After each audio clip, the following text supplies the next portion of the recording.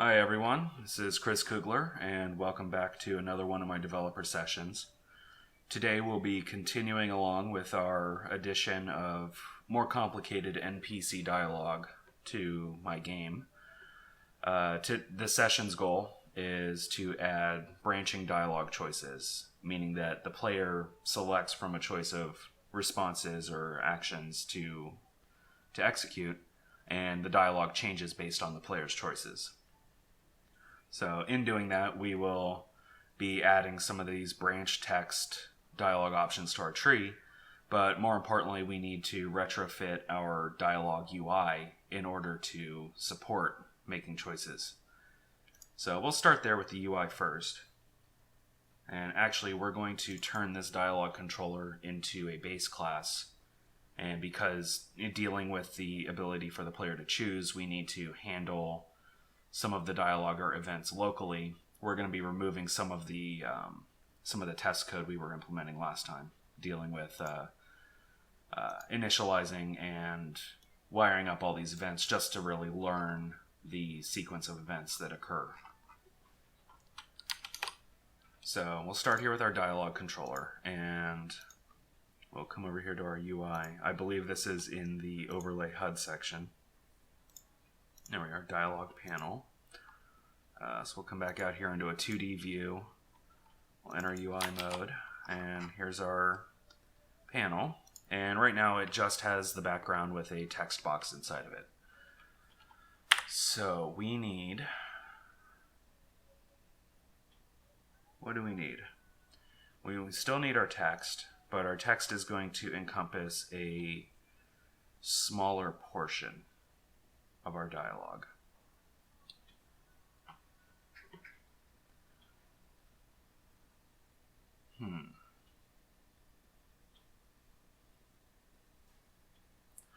So we could do this one of two ways. We could have the dialogue cut to about halfway and always support having choices in here, or we could have a separate layout that deals with when our dialogue has choices or not. Or we could just put it all inside of a vertical layout panel and enable and disable the choice section. So if we have no choices, we'll disable the section and the text box will be laid out to be the full height. But if we do, it'll automatically cut it to half and leave the bottom half for the choices.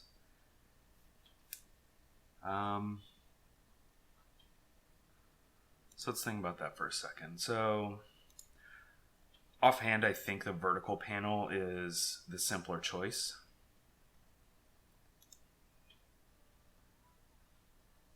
Yeah, so we'll go for that for the moment.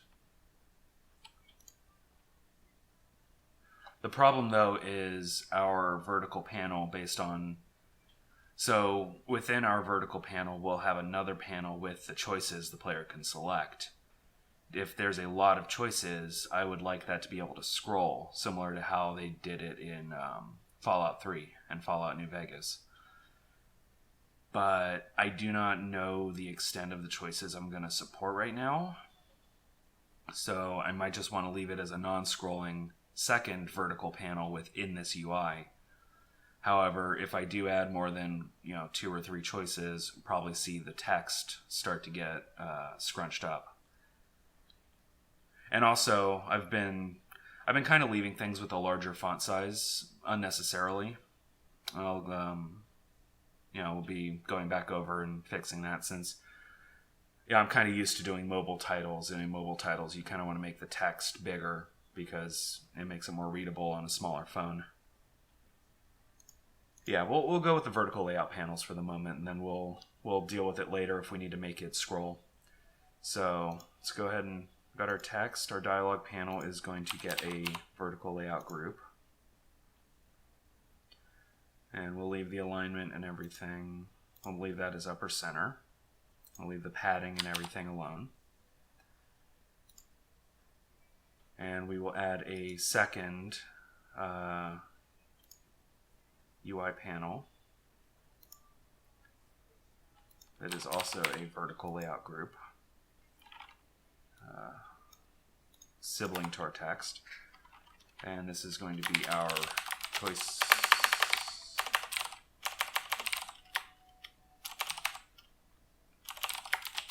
panel.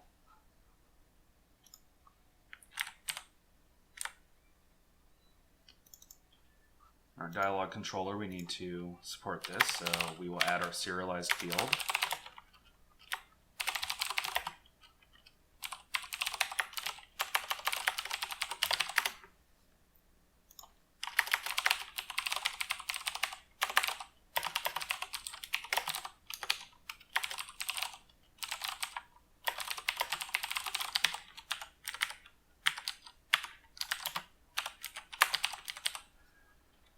So when we show the dialog, we give it multiple lines. We also enable setting the text and showing and hiding the dialog as a whole.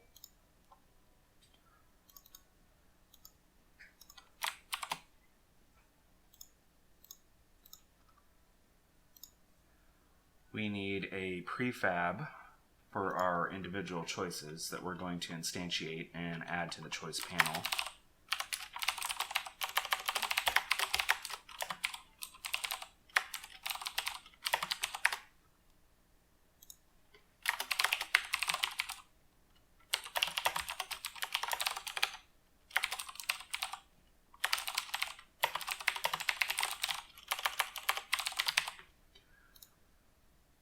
And we're going to go ahead and add choices.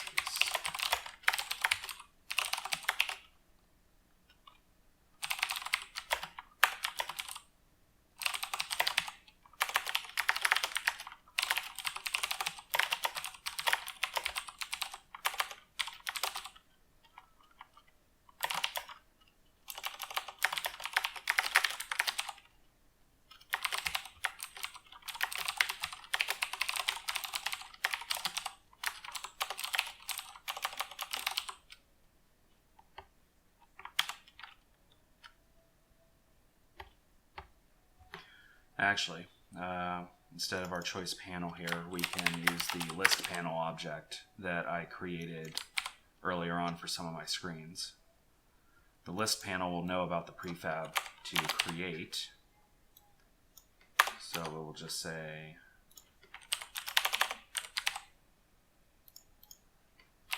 this dot choice panel dot create item.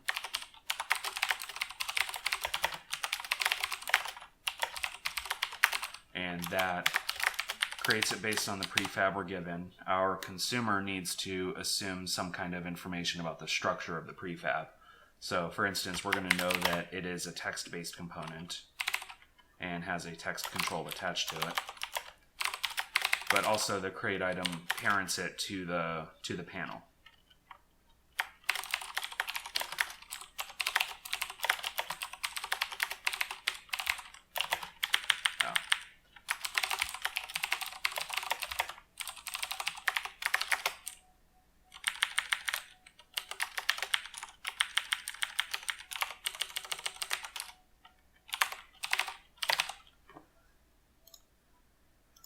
And that will put all of our choices in there. We're also going to do we care about which item is selected? I think we only care about the item being pressed.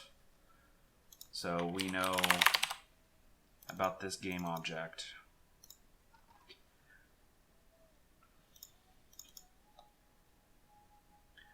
Now,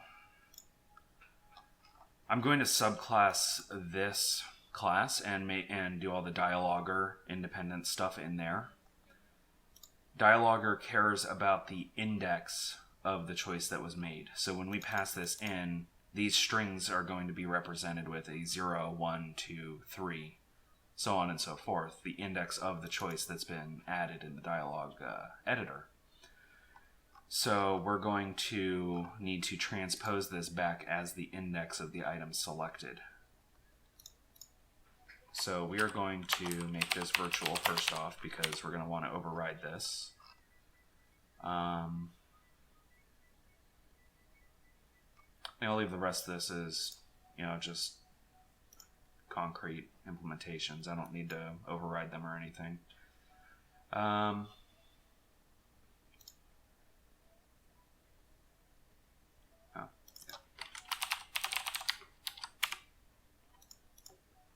So in our item pressed, is there anything we want to do in here by default?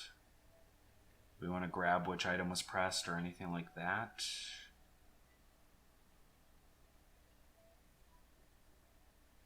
I think not. I think we'll leave this alone for the moment, and we'll see what we need to do with the dialogger object. So we'll go ahead and we will create a new class. DialogueController.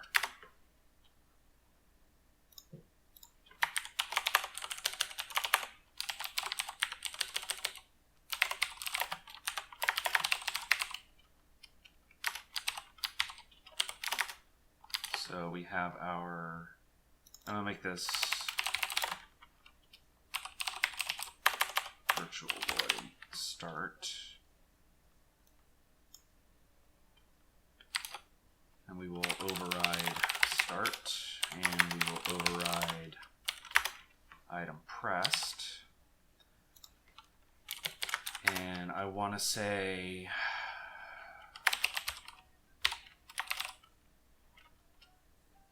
what does this initialize actually do? Instantiate. This guy, initialize. So if it's already initialized, it returns out. So that's fine. Then I don't mind calling this here.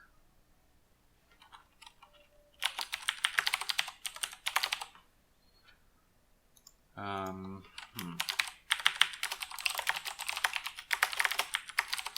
going to do that in the await method, so it fires before start. Because I believe in start, I may want to do some stuff here. Actually, we'll also hook onto the events we need, which, what events ended up being needed for our purposes?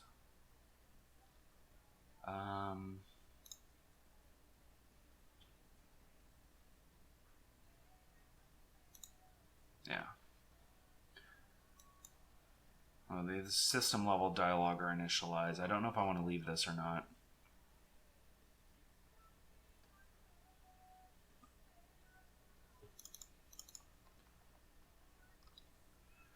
So onEnded hides it, onStarted shows it.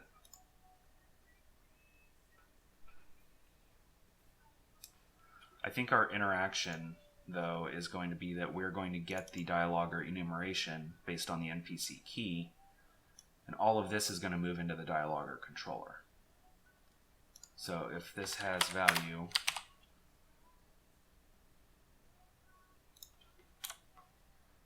our dialog controller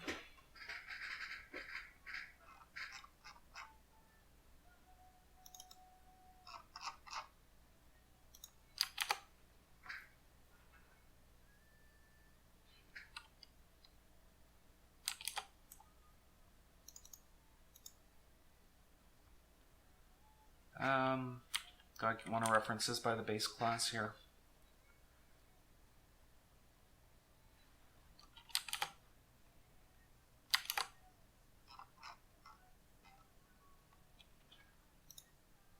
Yeah, I'm not planning on having multiple types of dialogue controllers in the game, but I did want to leave it there with the common feature set above the above our actual dialogger implementation, just in case I want to, move away from dialogger. I decide I don't like it, or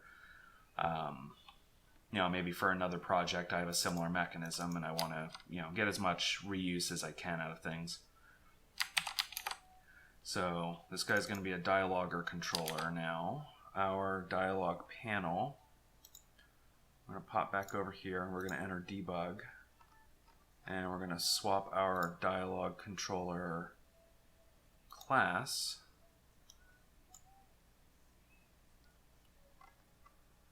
for our DialogueController.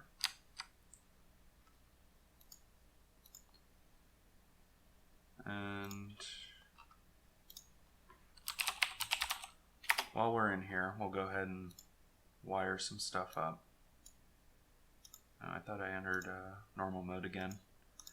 Normal, and we will give him our list panel. And we'll come back and fill this guy out in a moment.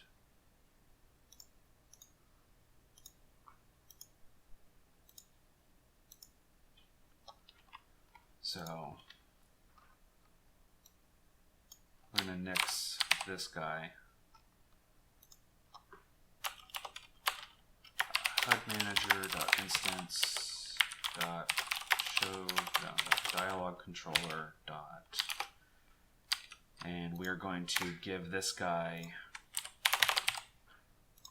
a public void start dialog. What's this thing called? It's a dialogger enumeration or something like that. Dialogger dialogues.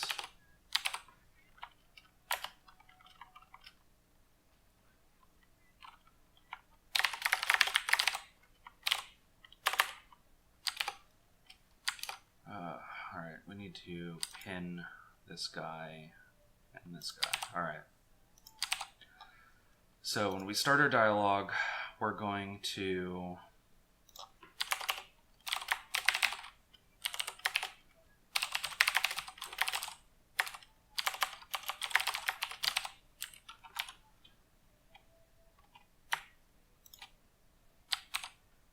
do this. We're going to do our yield return to force our update cycle to finish. Our update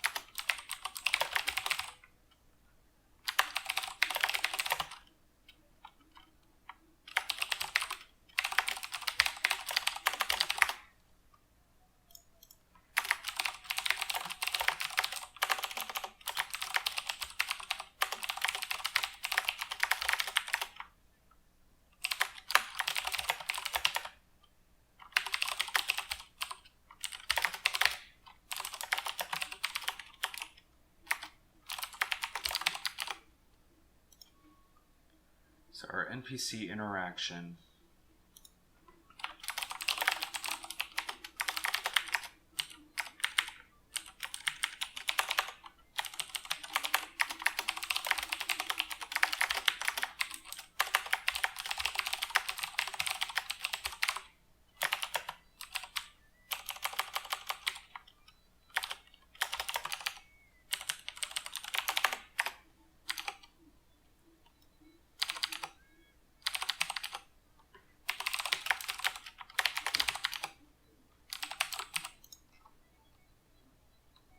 Okay, so there we go. Remember to unhook our events. So we'll fire a custom event out of our DialogueController to let the interaction know when the dialog is complete. So that's fine. So we start our dialog. Our dialog gets started. And we have this in progress thing that, well, StartDialog is going to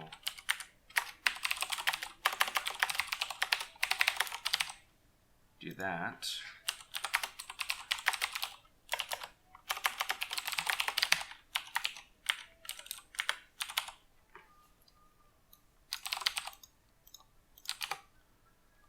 And our update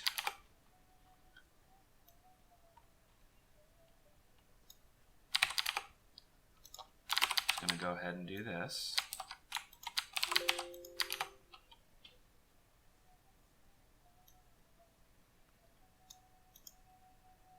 Now, as far as the interaction itself goes, I don't think I need to deal with this anymore. I think we just start the dialogue as long as until this event fires, our player's locked in place. So really, we just want to force the update cycle, so we don't immediately trigger the button A again. And actually, we'll do that beforehand. At some point, I'm going to need to figure out a more holistic way to handle these update frames from when I'm chaining multiple coroutines together. But for now, we're going to go ahead and just continue on with this, since the interactions are really the only spot where we're dealing with this. So we've got our update, button A press, continue dialogue. We've got our escape. We need a few events.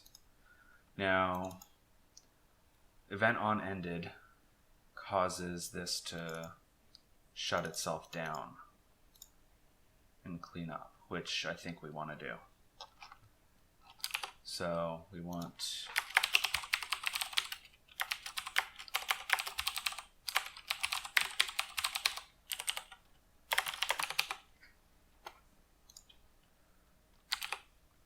I'm still not quite clear on what exactly instantly ended does, but since I'm locking my player in place during the conversation, I'm not too worried about that right now. I think if I have interactions where the player can cancel out of the dialogue entirely, that's when that comes into play. But I'm still not 100% on how that's different than ended. Like, does that fire if I call dialoguer dot? Is there like a exit thing? I mean, there's an end dialogue. Continue dialogue. Is there an interrupt or no? Nothing like that. Don't I already call it end dialogue somewhere? No, I guess I don't. So you don't have to call end dialogue yourself. So presumably,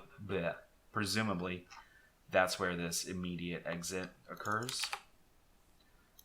But I think that'll be a different dialogue controller, right? That's not going to be the one that pops up with our UI choices. That'll be something like a chat window or something that, like, our NPCs are talking, but they're talking in time and we're not hanging around waiting for them to finish talking. So on ended, we have on wait start, wait complete. Message events we're not really using. On ended to do that. On started.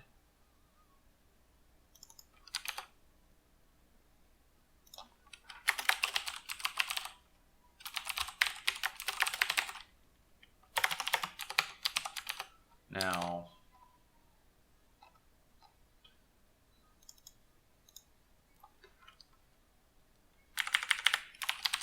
actually, I'll go ahead and move this. We'll show the dialogue when we start. Show false.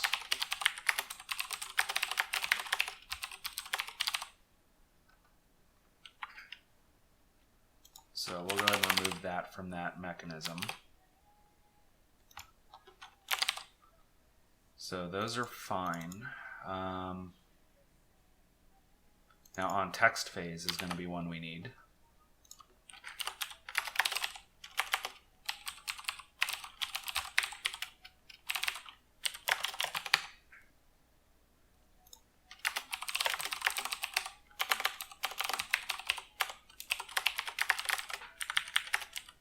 I'll go ahead and unhook these.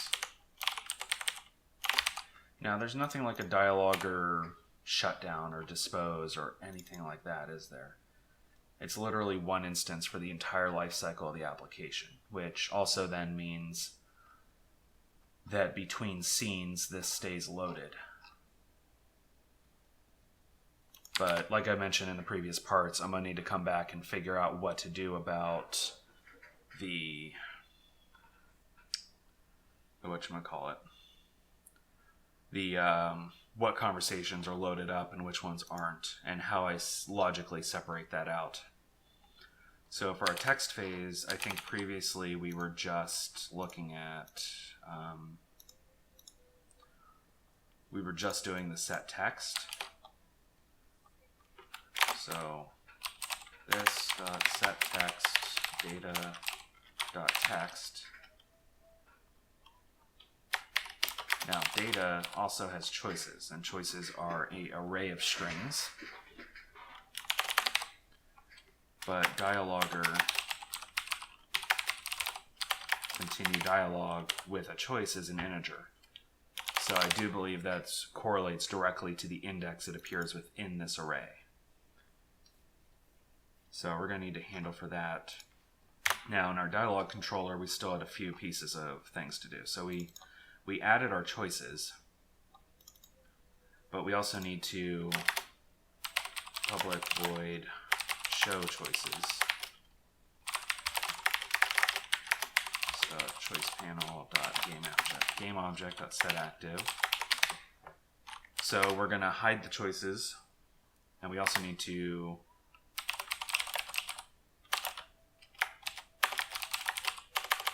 clear choices.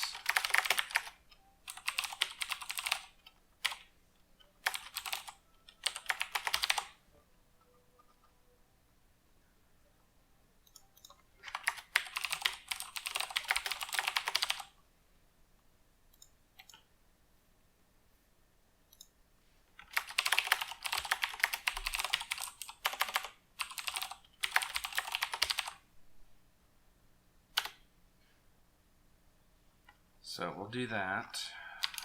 Now, let's go ahead and move some of our stuff around. So like I mentioned before, I like to keep my Unity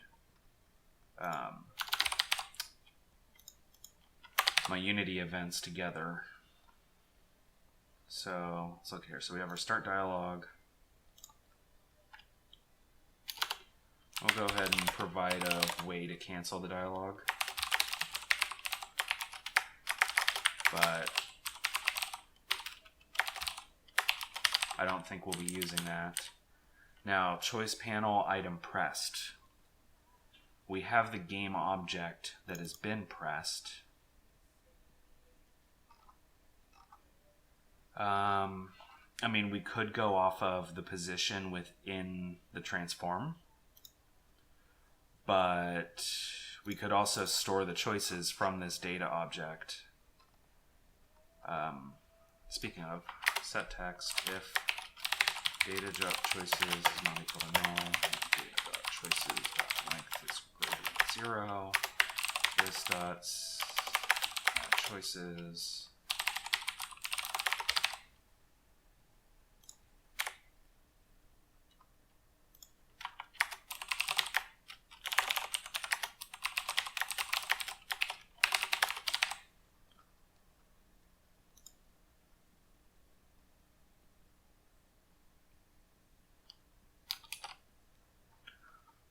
Now, so we're going to add our choices here. Now, I'd been exposing a lot of these methods here because I didn't quite want to make this accessible to the child.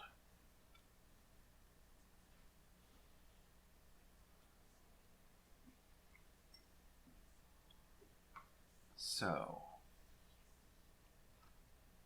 what to do about this?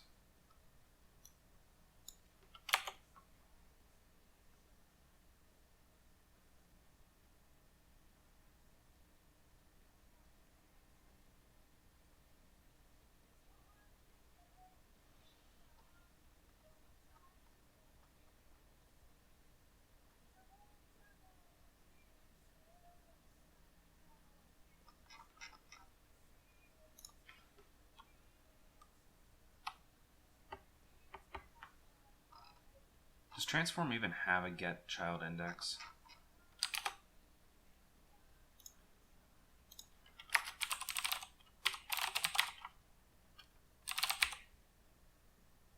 No, but I added one, so there's that.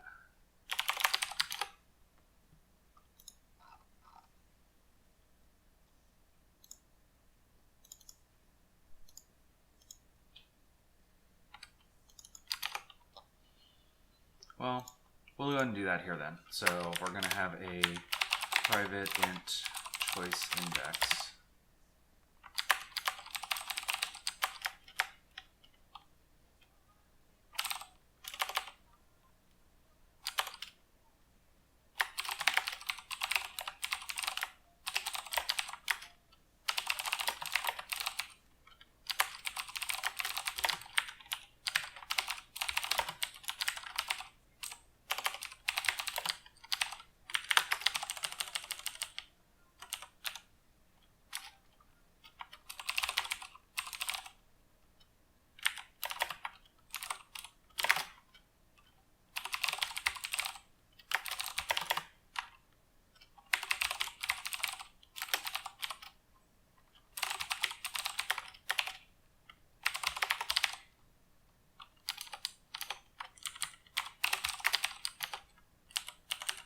So we no longer need to override, well, we do need to override this. So so when the choice has been made, we should now have our choice index. So we are going to dialogger.continue dialog if this choice made is not equal to null, then this choice index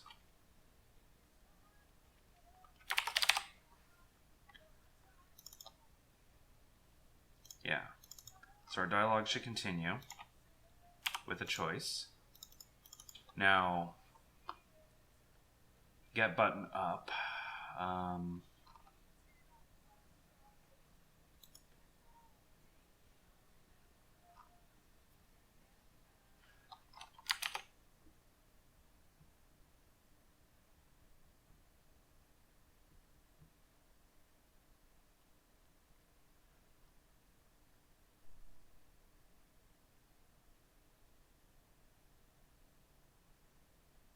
you know what, rather than dealing with this, we will just expose the list panel. I'm not going to bother with this, but I am going to expose a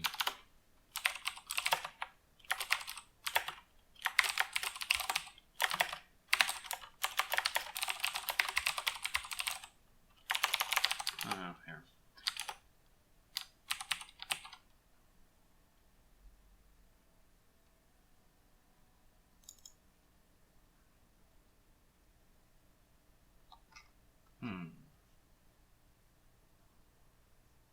No, we'll keep that.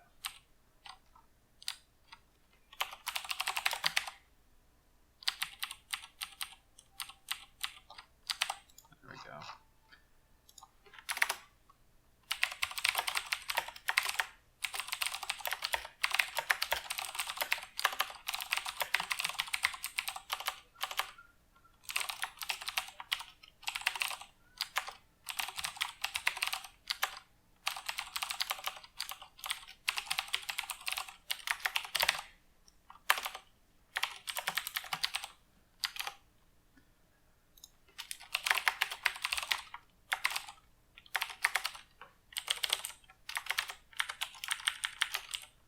So if we don't have choices, we're going to wait for the button A to continue the dialog. Otherwise, we're going to let the list panel selection take care of things. When we add choices, we're going to set this dot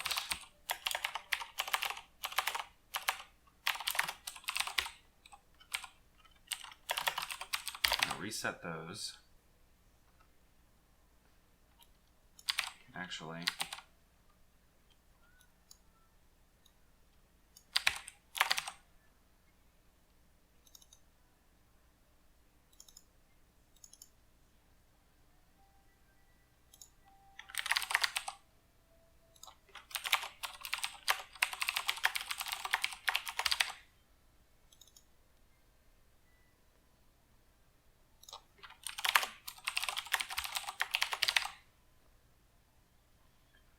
we'll do that. Clear our choices. We'll also clear our selected items. Now, So pressing the A button when we have no choices is going to continue the dialog. Our override of the item pressed is going to continue the dialog based on the choice that we've made.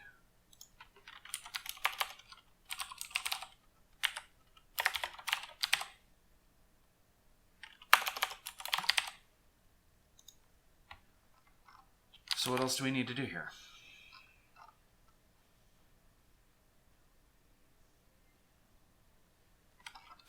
I mean, when we do the add choices, we've got this shown, we've added the items. We need to do a panel.select first item to set the focus for our controller support.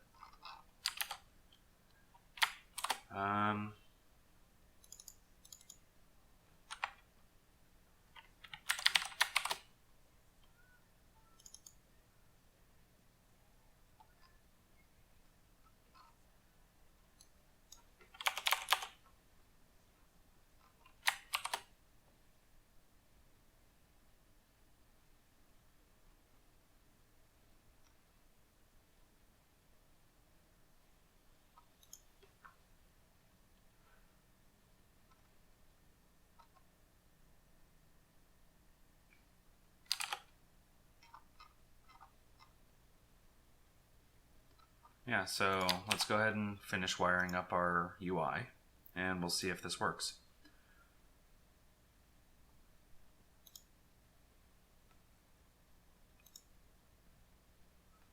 So we got our prefabs here, game object, prefab, UI. We're going to go ahead and move this into its own folder.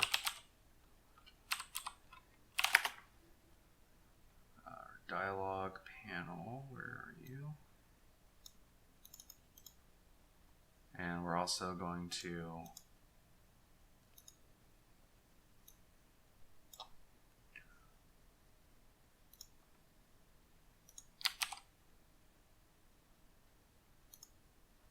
so we got our text. We're going to go ahead and put a padding of 5 on each side around this guy.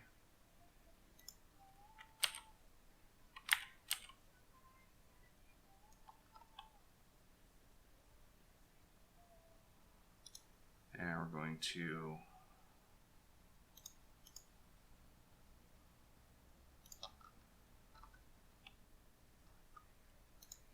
our background's going to be a little different as well.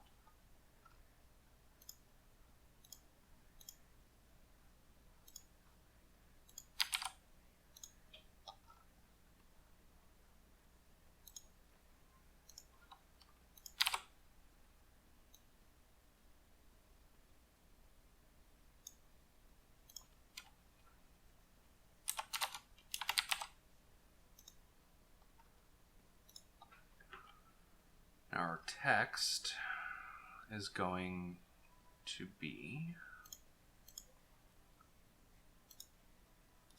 a copy of our white text. Actually, we'll delete that. We'll bring in our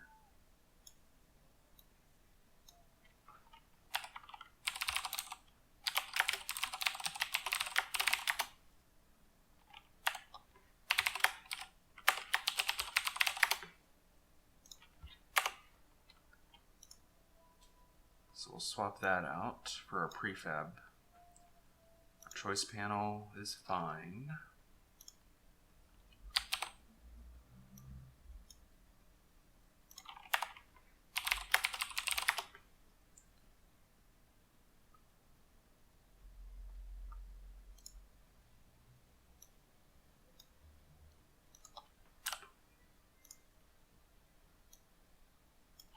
We have our prefab.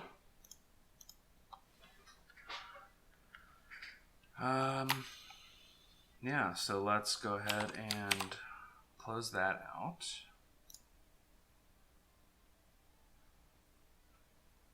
Before I forgot a step here.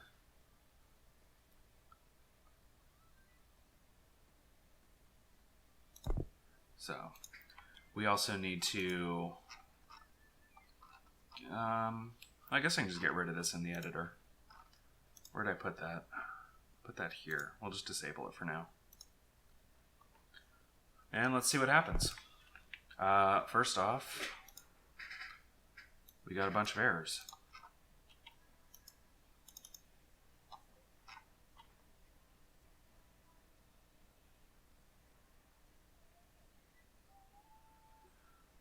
This is getting hit before our dialog controller is. Did we break this interaction? Sure did.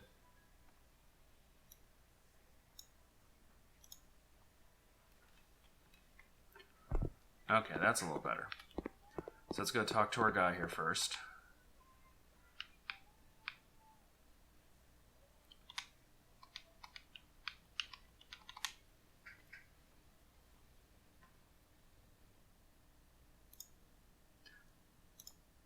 Okay, so we need to do this.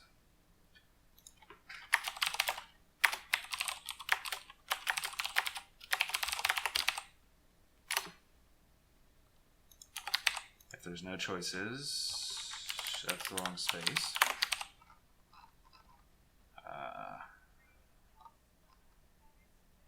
Text phase, there we are.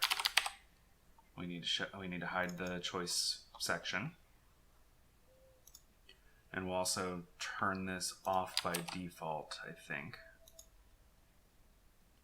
Now,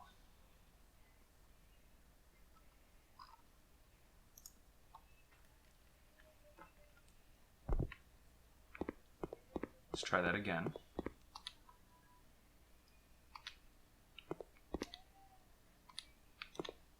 And that works based on our last example. Though we do need to, we want this to be left aligned and top aligned for the text. Same with our choice here, I think. Definitely top aligned.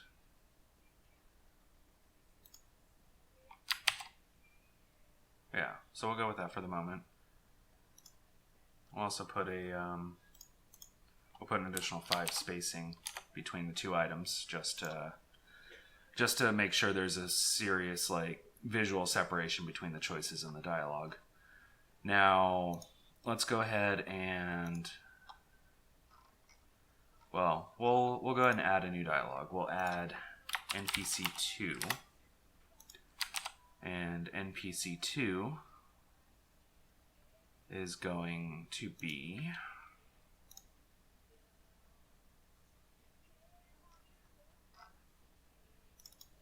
there we are.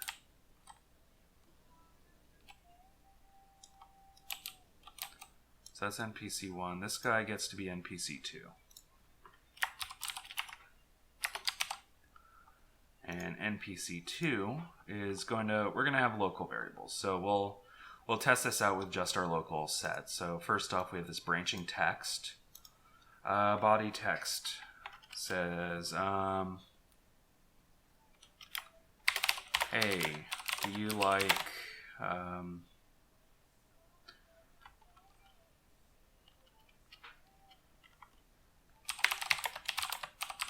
steak and eggs? Choice 1 will be, yeah, who doesn't?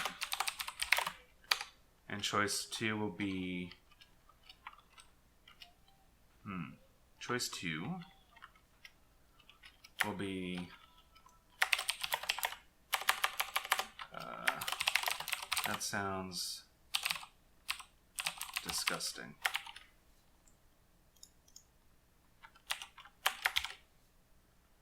So we'll link up here, and we're going to branch off into 2 different text options here.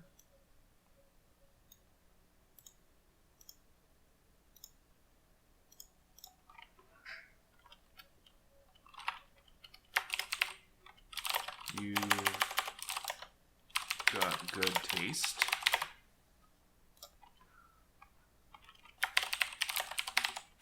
You're crazy It's amazing. And we'll wind that up with an exit. Come on. You can do it. There we go.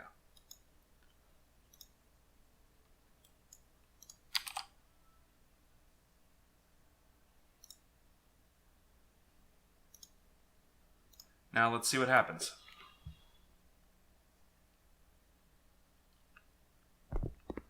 So NPC2 should pop up here.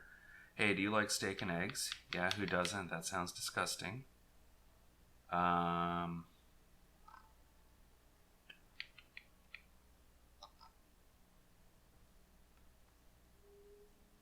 Oh, my prefab's not a selectable item.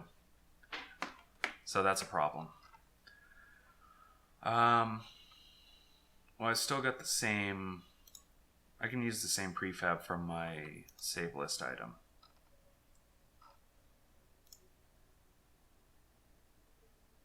Yeah, I can reuse this. So we'll duplicate this and bring it into our dialog.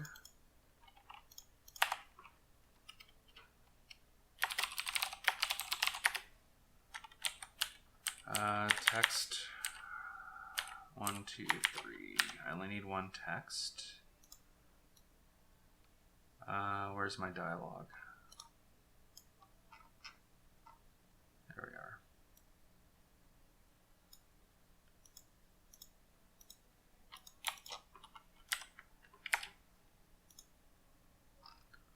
Nothing special here aside from the styling. I don't need that. The image is required for the button styles. Go ahead and apply that. Get rid of it. And we'll re-up our prefab. And we'll try that again.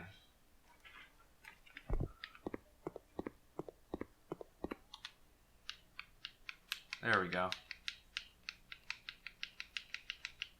Of course, though, now our A, we need to get rid of this default text. B, remember I said before that my current list panel relies on some knowledge of the actual prefab.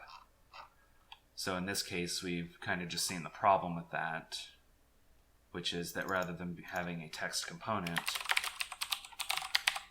it has a text component in its child, because it's based on a button object, because the button is a selectable implementation, which is needed for the visual updates and the item pressed.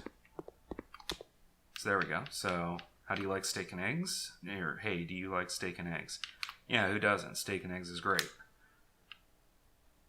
Our update phase went way fast there, but we did see the, hey, you've got good taste, and we can see our dialogue update there. So, yet again, we've got our issue dealing with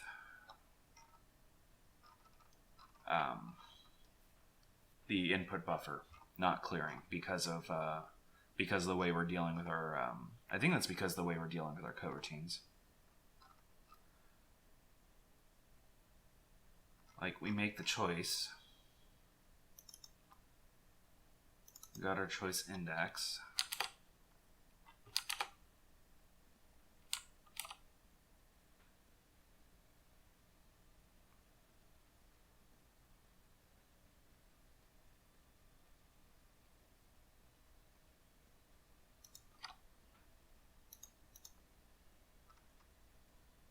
Our has choices flips to false in the same update cycle.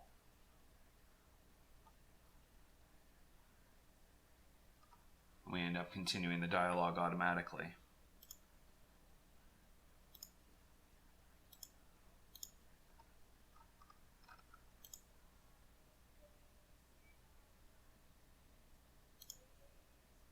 Yeah. So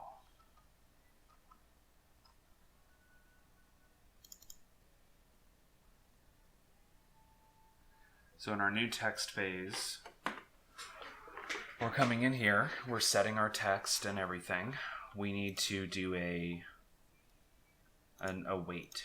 We need to wait for a frame at the end of this. So where's the best place to do this?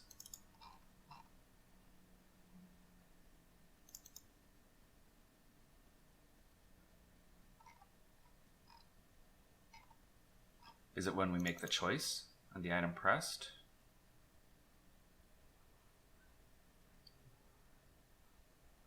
I think that's the best place. So we're going to add a coroutine here.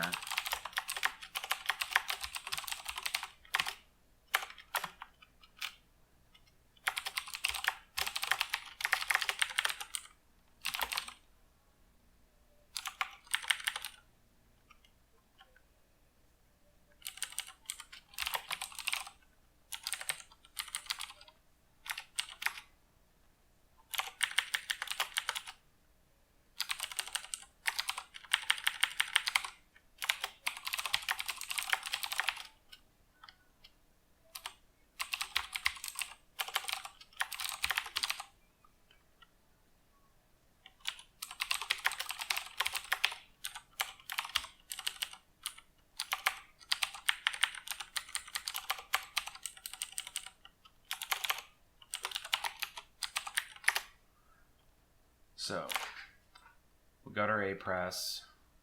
We're going to yield return null before continuing the dialog. And that should work. So let's go ahead and talk to our NPC, make our choice. That still went way too fast.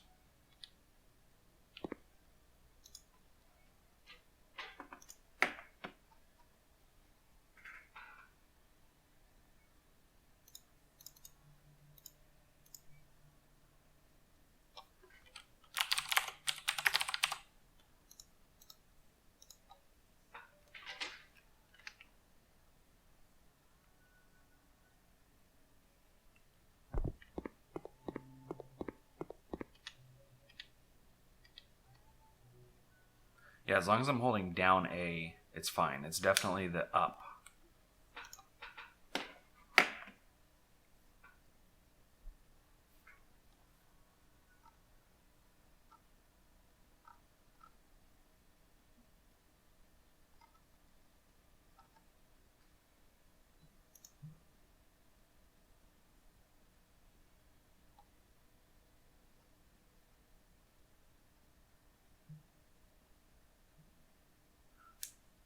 The problem is the pressed event on the list panel, because it's using the selectable interface, it triggers pressed when the A button is down.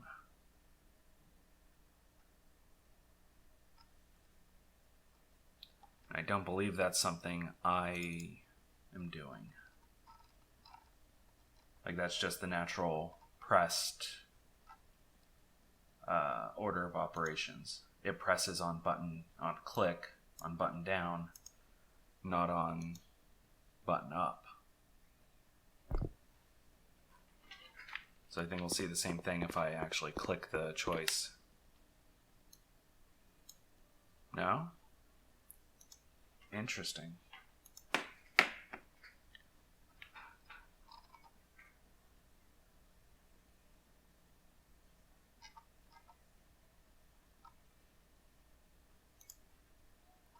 Yeah, I did remove everything out of there as far as that goes.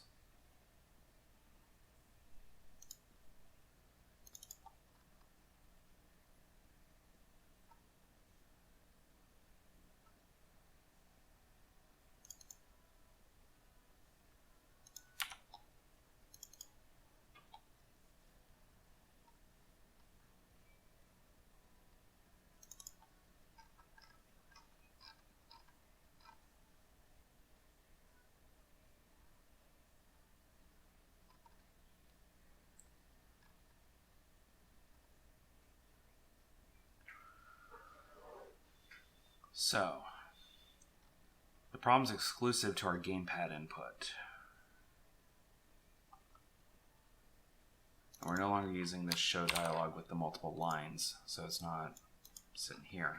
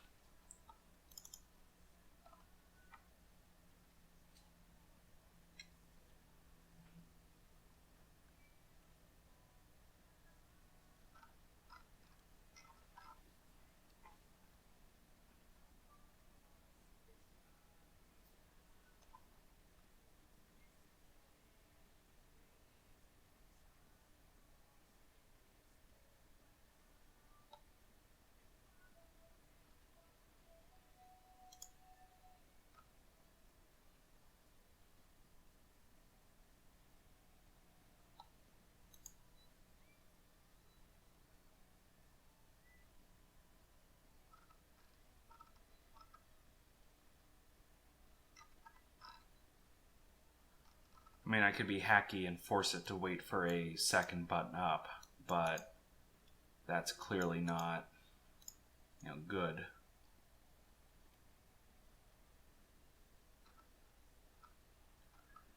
So, we do the choice made. Yield return null.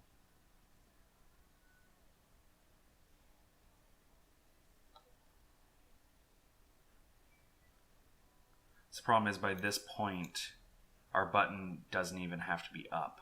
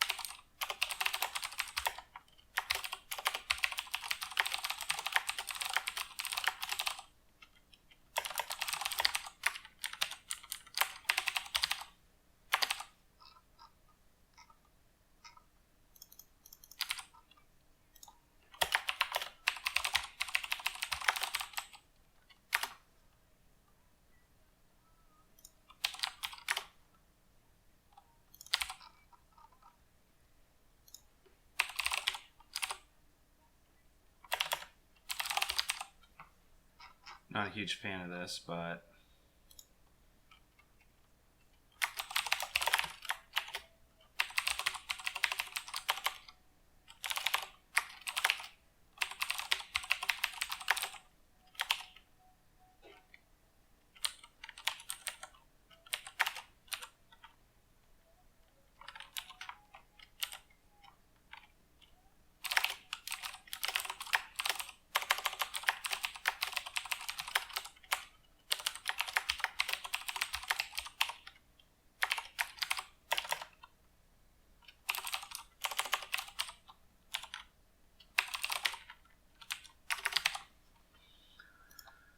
so when we press the button,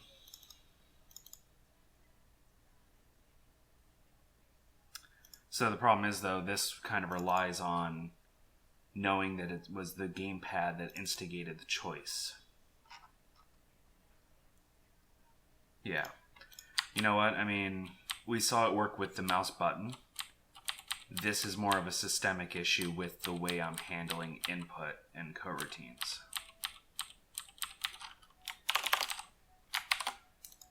So I'm going to give that a little bit more thought, but for the moment we have our branching dialog working. It's just an issue with my list panel and dealing with the keyboard and mouse.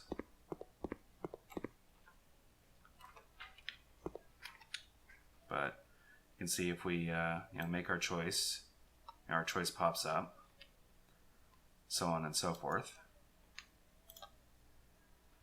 And all based on our dialogger editor. So, objective technically complete. I'll have to, like I said, I'll have to give this some more thought and figure out. I need a better way to solve for handling input with coroutines and having the input buffer kind of already be in a state where we're triggering sequences of events way too fast.